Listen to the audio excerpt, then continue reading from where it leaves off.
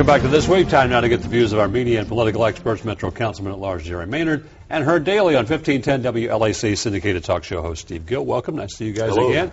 As we talk and as we tape on this Friday, the state legislature is still in session, still trying to resolve the budget and other issues, so some things may change by the time this airs. Some things are finished, others are not. Collective bargaining, probably the biggest that is not. The House has passed a version that keeps collective bargaining for pay and benefits. The Senate version eliminates it totally. It's going to go to a conference committee, and it looks like the Senate version may prevail. Well, I think the votes are there in the House to pass the Senate version. The question is whether Speaker Harwell and the Republican leadership will push it to a vote on the floor or whether they've gone weak in the knees. And I think that if they go to conference with the Senate, that's the bill that will come out, and we'll see if it'll pass. And frankly, that's what ought to happen. If they're for it in the House, they ought to vote for it. If they're not, they ought to vote against it and then pay the price at the ballot box next August and next November. Instead of seeing it as weak in the knees, we have to have a reasonable bill. And I think the House wants a more reasonable bill than the one that the Senate is proposing. Here's what I have a problem with, Bob, is that they spent all this time on this collective bargaining agreement and not enough time on jobs, creation of jobs, job initiatives, dealing with small business, dealing with the economy of Tennessee. They spent all this time on this collective bargaining agreement, which does not improve scholastic test scores. It does not improve student performance. It doesn't have any data. There's no data supporting that this initiative will in any way improve student performance in schools. And I think they wasted a lot of time on this. And it's simply payback to the TEA for not providing financial support and or contributions to the Republican Party. The question is who's been delaying it. You've had the Democrats in the House putting up motion after motion after motion, knowing they couldn't pass them, just to delay the process and tie up the House in talking about debates and issues that aren't going to pass. There has been a lot of slow walking tactic, but it's been coming from the Democrats, who frankly haven't been focused on creating jobs in Tennessee. As we're looking at this bill to extend unemployment benefits, the Democrats are more concerned with continuing to pay people after almost 2 years to not work rather than putting people back to work. I think the Republicans are properly focused on getting people back to work rather than continuing to pay them for year after year after year to not work. The unemployment benefits proposal, whether extended or not, is holding up to the $30 billion budget here in the state. And the question is whether Tennessee spends $3 million of its money and about $60 million of federal money to continue these benefits or leave them alone. We have to extend the unemployment benefits because this is not the fault of the working families out there who have been looking for jobs. The jobs are not there. We have to take care of our families. We have to take care of our Tennesseans. Now, the Republicans have never put forth a job-related initiative until recently, and that had to deal with tort reform. Tort reform will not create jobs. And so instead of creating a legislation to really deal with job increase and creating jobs, the Democrats did it dealing with small business, favoring small businesses in Tennessee, giving tax breaks to small businesses to create jobs. The Republicans simply have not put forth anything that will create jobs in Tennessee.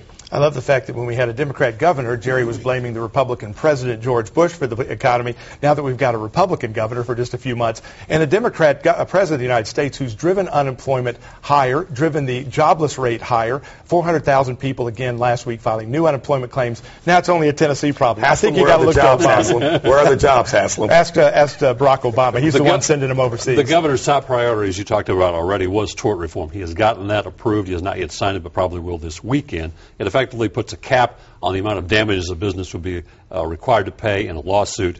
I guess big business obviously likes this idea. Those opposed to it say, why not let the courts decide what your punishment is for damages? How does this, as the governor says, increase the possibility of jobs? That's how he's selling it. Well, the courts will still decide what the damages are based upon the economic damages. The question is when you get into the multiples for those intangible damages, that's what they've put a cap on, and there are even some extensions that can be put in place on that. There's no easy button. I mean, this tort reform is not going to automatically create thousands of jobs, but over time it will help us keep from losing them. And as we've looked in places like Michigan with their workers' comp rules, with their tort laws there, you've seen jobs leaving Michigan, Illinois, these other states that have had the position that is opposed to what we've now done in Tennessee. Texas is seeing great gains. I think I want to copy Texas, not Michigan. Well, in Indiana, they've had tort reform for a long time, and what has happened is it's reduced the cost of insurance for doctors. That is a positive. On the negative, though, is that you have families who have suffered tremendously because of the negligence and recklessness of big corporations and or doctors, and there is no remedy for them because they're capped at $250,000.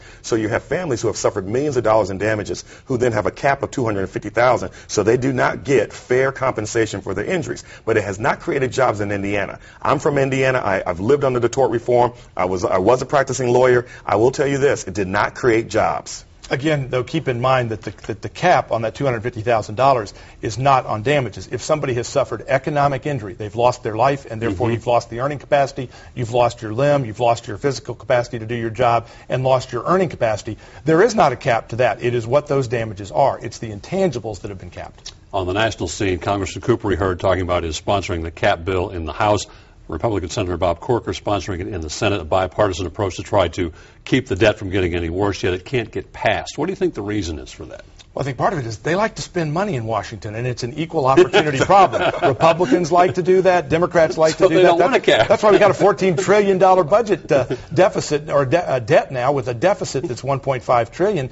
They like to spend money up there, and the only way you're going to control what they spend is to limit what we send. That's where the cutting taxes, that's by restricting what we're sending there and making them live within a budget just like we do is the only answer. Now, Steve and I agree on this one, because when you're a congressman, you come back home, you can talk about how we're going to cut the deficit, we're going to make government smaller. Then you get back to D.C. and you start dealing with all these special interest groups, you start dealing with all the constituents, and you say, where are you going to cut? For example, Jim Cooper said Medicare is the most popular government service and program that we have. And yet when you talk about cutting Medicare, the Republicans went back home, including Ryan, and all of a sudden they found out that the constituents did not want them to cut and mess with Medicare. So where do you cut? The first thing I would do, if I were to, Bob, is go to the oil, the tax subsidies for oil. Get that $21 billion back. They do not need tax breaks. They don't need tax loopholes because they're making billions of dollars in profits. You get your revenue up, too, as you're looking to cut. That's the only fair way. That's the only equitable way. Look, Jerry and the Democrats just don't think we're paying enough at the gas pump. We need to raise taxes on energy companies and pay even higher. I guess $5, $6 will be better for American families.